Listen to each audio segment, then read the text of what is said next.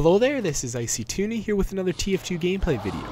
In this video I'm going to be playing as the Demo Man, and I'm going to be using the Expert's Ordnance class setup here for the Demo Man, which consists of the two weapons that he got, or two of the weapons. Actually, I think he got a different, he did get a different Islander sword, which you are not going to be seeing, but two of the weapons, the Loch and Load and the Ulapool caber, that go together to make up the pack.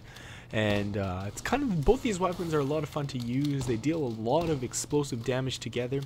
And the Expert's Ordnance, if you do have the set bonus, it does not require a hat. It does not require the hat that came with the Demo Man during the update. But it'll also give you, I think, a 2% fire resistance buff. Excuse me, for the Demo Man. And something that's not too noticeable, as you can see there, is I do still die to the Pyro, even though it was at kind of low health. Just kind of a bad play by me right there. But it is, I guess, a little bit of a buff, and it seems with this update that Valve kind of learned from, I guess you can call it a past mistake, with their other set bonuses that were very powerful, like the Scout's 25 extra health.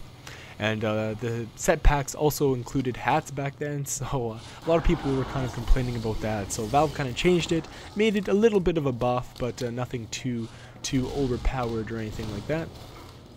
So the two weapons I'm going to be using, right now you are seeing the Loch and Load, and you're seeing me miss a few shots with them. I'll talk, I guess, about the downsides first to it. Downsides is only a 2-barrel pipe bomb launcher, and basically you're only going to be able to fire 2 pipe bombs before you have to reload, which is a major downside to it. And the other major downside, it actually has two major downsides. I know I have to say 10 times to kind of get my point across, but 2 major downsides. And the other one being that the pipe bombs actually will shatter on impact. So if you hit a wall, or if you don't direct hit someone, basically the pipe bombs are just going to disappear from the map. And that is big, because one of the great things about the original pipe bomb launcher is its ability, even if you do miss your shots, to get some roller damage. And that's what made the pipe bomb launcher such a great spam weapon. I do call it a spam weapon because I guess it can be called a spam weapon because you can kind of spam around corners and get some roller damage. But this weapon you have to be a lot more precise, which frankly is not a bad thing. But again, when you're talking about usefulness with each weapon, and I know a lot of people do want me to say like which weapon I think is better and stuff like that. I will say I do think the pipe bomb launcher is a lot better in most situations, but that doesn't mean that this weapon is not very good. You will see me do a lot of damage with this weapon. It's going to, I think, do about 10% more damage. I don't know, it might be 10-20%. But it is a lot more damage. I think it'll do about 124 damage on a direct hit from close range. If it does do more, I do apologize, but a lot of the times I only see me doing 124 damage. And I don't know if Valve capped it at that, so you were unable to one-shot scouts. Another thing that people were kind of complaining about with the direct hit for the soldier. And this weapon is kind of like the direct hit for the Demo Man. I can kind of see that reference. A lot of people are talking like it, but its 2 major downsides are a lot more than what the soldier had. Even though the soldier's direct hit does have a little bit bit of a splash damage radius nerf, but it is kind of like it. And I guess the other great thing about it is how far you can fire these pipe bombs, because these pipe bombs also have increased speed, and their little angle that they take towards people is a lot less loopy. You are able to kind of do a lot more damage from long range, I do believe, with these pipe bombs, because it is a lot easier to aim. And like you kind of saw there with that sniper, I was able to get a nice long range pipe bomb on him, even though I was quite far away. And right now, I guess, just kind of attacking the enemy's intelligence area here. Because I am unable to hit that engineer, I'm like, oh, just screw it, let me hit the sentry gun that is standing still so I don't look too bad.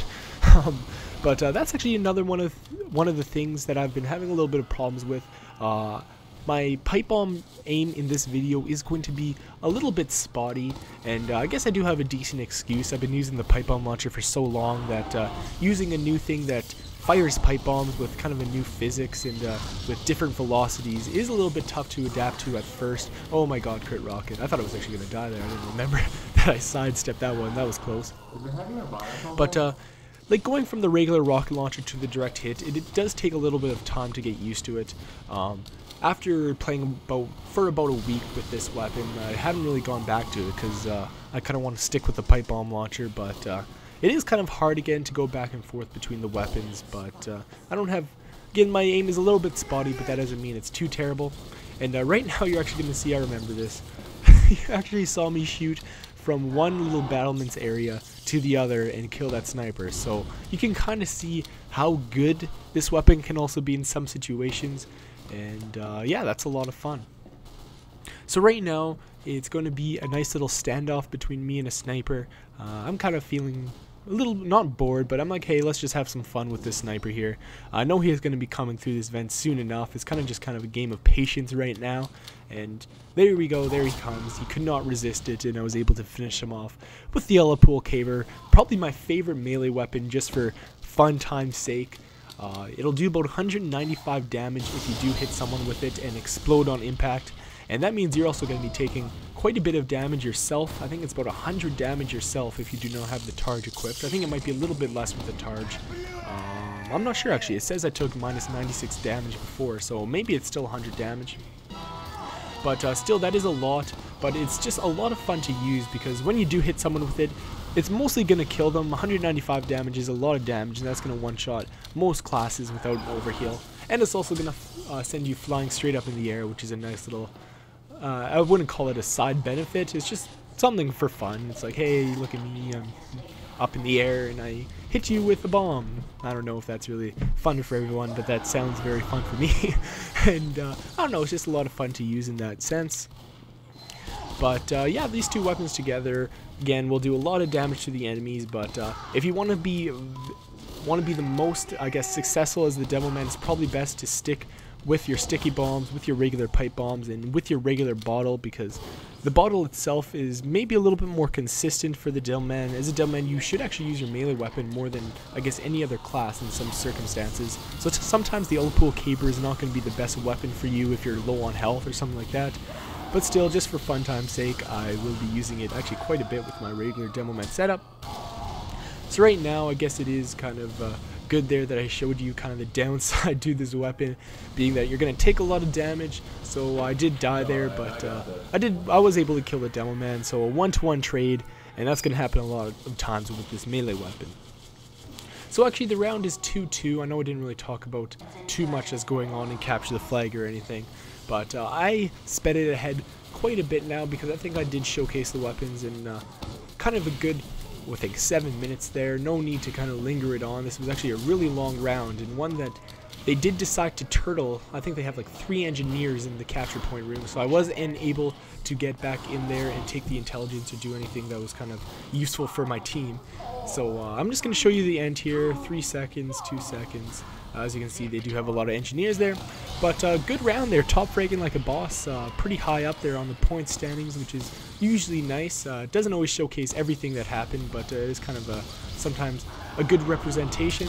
But anyways, I hope you enjoyed this video, and thanks for watching, you guys.